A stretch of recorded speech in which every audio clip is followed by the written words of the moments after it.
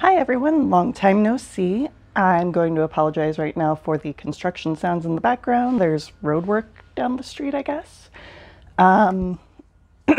So I know it's been a minute or two since I posted a video and I apologize, but you know, life the way it is right now. I have been working on a very special project though. Let me see if I can adjust this so that I can show you.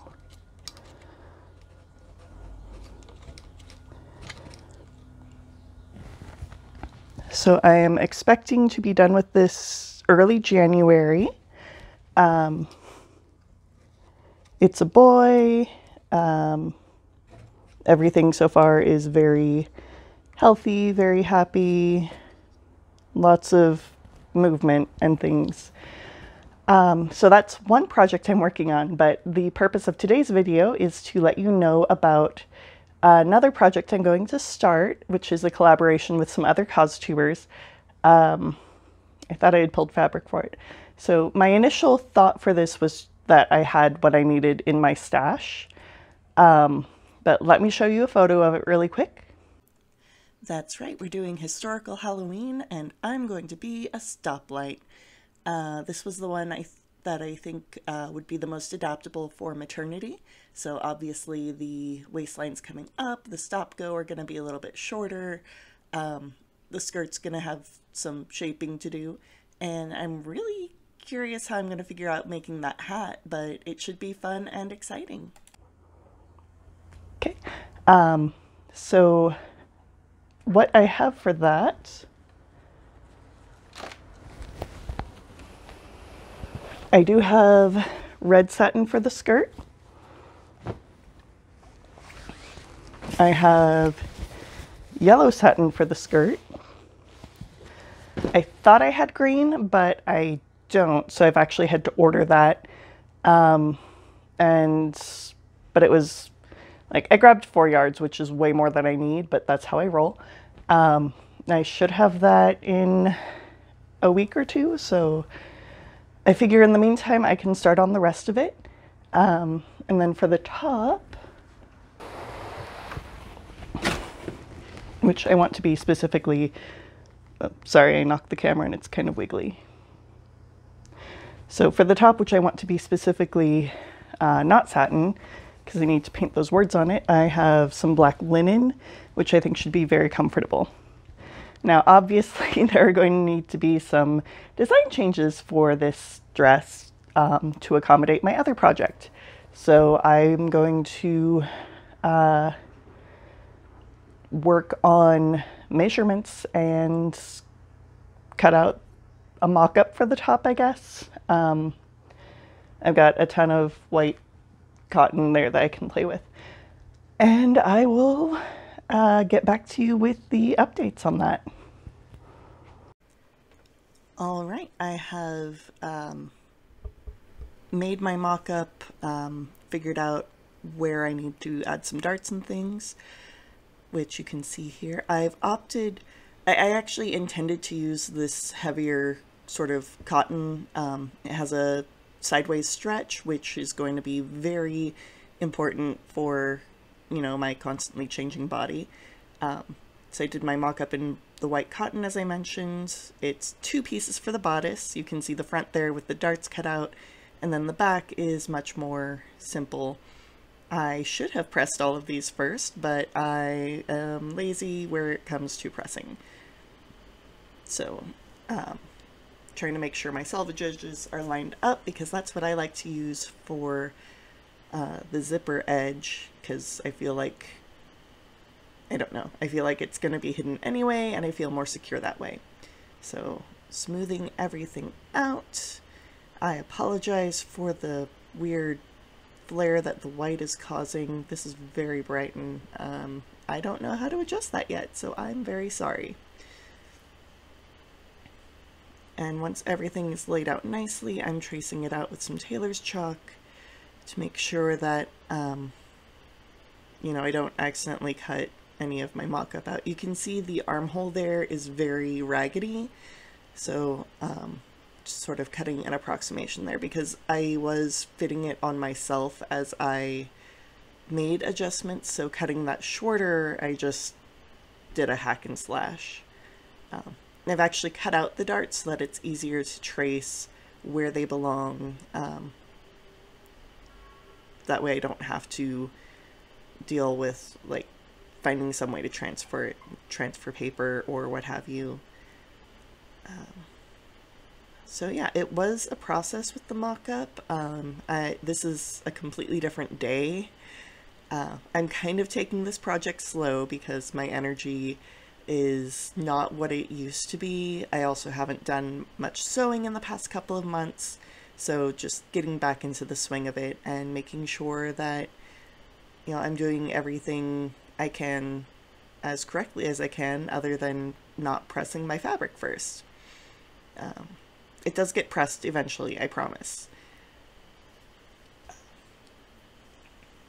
So I have made a crucial error with this piece I'm tracing right now.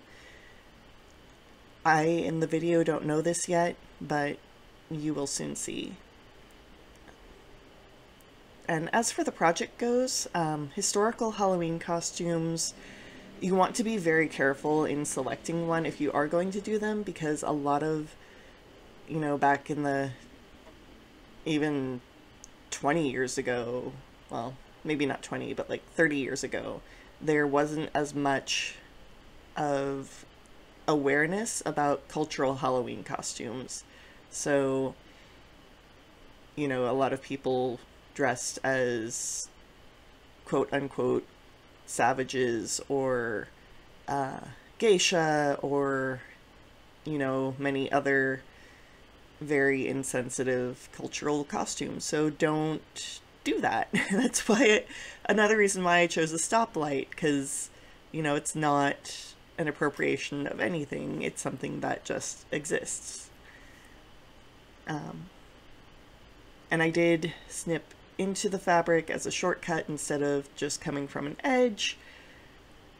Again, part lazy, part trying to save cabbage. Turns out I didn't quite save enough for sleeves, but that's in another video. I was greatly annoyed to find I couldn't find my black fabric shears that I've come to love so much. So I'm using my older gingers, which have been relegated to general craft scissors, and there we see the fatal error of that edge there. Always check your under edges, otherwise you'll wind up with pieces that are missing pieces. I did recut that later, so there I am double checking, make sure I'm not making the same mistake on both. Everything's good. Cutting out the front bodice now. You can see these scissors, especially at the ends, are not, they are just not as good as my black-headed. They're the ones you see the ads for. They're like, oh, if you don't love these scissors, then we'll replace with a new pair of gingers for you. And I didn't feel that need because they're actually pretty awesome. I know there have been cases where someone has gotten a knockoff on Amazon, I think, and those didn't turn out so good, but I'm pretty sure I got the actual product. So we will, you know, hopefully find those somewhere in my sewing room. And I did remember to cut out at the darts. You want to make a little point there. It gives a good indication for where the center of your dart is. It also helps keep the fabric from making funny shapes on you when you fold it over. I don't think these are going to line up perfectly with the edges of the fabric, which is, of course, what you want for your darts to do, but they're at least cut out so they can be trimmed down rather than having to cut in at the fabric or having the raw edges hang out. So now I'm going to transfer the darts onto the other side of the fabric. Unfortunately, I did do this on the outside of the fabric, so it was a little bit of a trick to get everything matched up for actual sewing. But, you know, we manage with what we do. We want to make sure those are nice and vibrant so they will stay even with some handling of the fabric. Make sure I can see them on both sides. And I'm actually kind of impressed with how the darts were with the mock-up, because, you know, my body is an unusual shape for me right now, and I managed to somehow get them to all sit properly. So here we have the front, the back pieces, and the mock-ups. Everything is set and ready to go for sewing. I just have to work up the energy to get up off the floor and go to my sewing machine. Pin everything together. Trim a little bit more because I realized that my neck was coming up a little bit at the back instead of going straight across. So, you know, there are always little minor adjustments you can make, especially if you're not working with a pattern specifically, then, you know, it's your canvas, do what you want. That edge there, though, I have to recut that piece. Like, there is no other option, unfortunately. Moving on, though, I'm going to make a facing for the necklines on this because I don't want to deal with a full lining. Even though it's going to be October, I have no idea what the weather's going to be like. I'm probably just going to be inside anyway, so it's just easier for me this way. The facing I am using the black linen for, and there you see me double checking that edge to make sure, because this is all cabbage I'm working with from my stash. So what I'm going to do is trace the shape of the neckline and then just trace a few inches down, because this isn't, again, this isn't going to be a full lining. This is just, you know, getting the overall shape. However, I did realize that this needs to be on the fold, not on some random corner of the fabric, because this is the center front and that's folded, not seamed. I could have done piecing, but why when you have this option? So lining up my edges with the fold, there is a cut on the underside, so I made sure that that wasn't going to interfere with where my fabric was. But of course I want to get as close to that as I can to keep as much of my scrap together as I can. So tracing out the neckline, tracing out the shoulder, because I decided the facing should just come all the way out to the shoulder, that way it can, that edge can get caught up by the sleeve. And then coming down a ways, like I said, just a few inches, I decided to stop at the dart, though it looks like I did need to go a little bit beyond, because you do have to be able to fold under that raw edge of the facing too. So trace it down just a little bit more, and then straight across, or as straight as I can make it. Because it's getting folded under, it doesn't have to be perfectly straight. Like, I know a lot of people like to be fussy with it and try to make sure everything is perfectly measured, but that ain't me. You can see I added about an inch there, just to make sure I had room to turn it under properly. And starting in from the edge, we'll cut that out. And that'll make a nice, clean, rounded edge for our neckline. Again, I still, even though this is later on, I still can't find my black fabric shears. So I may have to tear my apartment apart a little bit after this project to see where those have gotten to. I'm sure they're on my sewing table, just buried in other things that were going to become projects and then got set aside because who's got energy for that? Oh, caught the corner still. Easy enough to fix. So the way this is going to work, you have your right side of your fabric, you have your facing, which matches up with that perfectly. So you're going to sew just along the neckline, press that bottom edge up. So then after it's sewn, you're going to flip it to the inside. Well, you know, after pressing and clipping and making sure it's a nice rounded edge. So that way you have a nice clean edge at the top, nice clean edge at the bottom, and then again the outer edges will be caught up with the sleeves. And then everything will be nice and happy. So I'm going to do the same thing with the back. This one, again, I'm going to do on the selvage edge, just because it's a nice, easy, clean edge to work with. And I only need to take one of my back pieces. There's the nicely recut back piece that isn't missing any bits from the bottom, or no, I haven't fixed that yet. I lied, sorry. And off screen, I'm tracing the neckline for this piece, and then a little bit down into the arm side.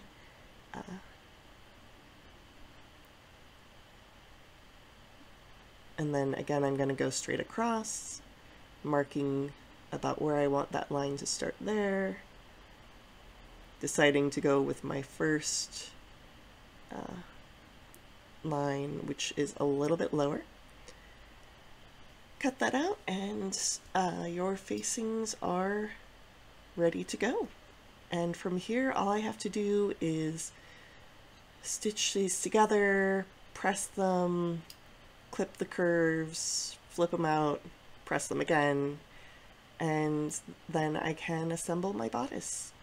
And everything should go very smoothly because I've done so much planning on this.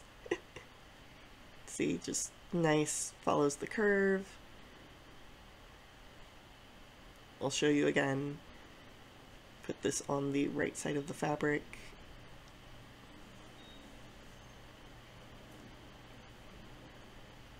So I've just got my back pieces here, my facing, my front bodice, and the facing for that. Time to put it together and see what happens. So here it is put together. You can see I've stitched it to the right side of the fabric, flipped it in. I did some understitching as well, just to make sure I had a nice clean neck without any of the facing rolling to the front. Got my clipped curves in there, did a nice little press, and then turned it out, pressed it again, showing off my clipping work. You want to do those offset so that you get a nice rounded look instead of like a chunky geometric look. But there you see where everything is laying nice and flat. I did press the underside in, but I do need to hand stitch that down. So look forward to another hand stitching video. There you see my nice clean neckline, my darts, that's ready. And also these, nice and clean and good to go. So I have the whole thing put together now. I've pinned down the facing. It looks like I wanted it to look. I've tried it on quickly. It fits properly. Again, it stops just at the underbust.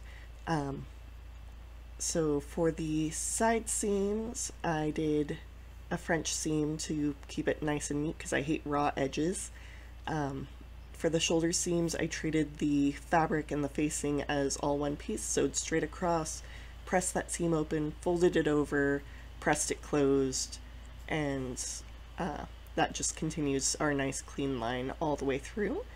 And I'm going to end this here because I still need to figure out sleeves, and that's enough for a new video on its own, I think, with the skirt. So in the meantime, if you appreciated this, please like, subscribe, comment, and I will see you again next time. Bye.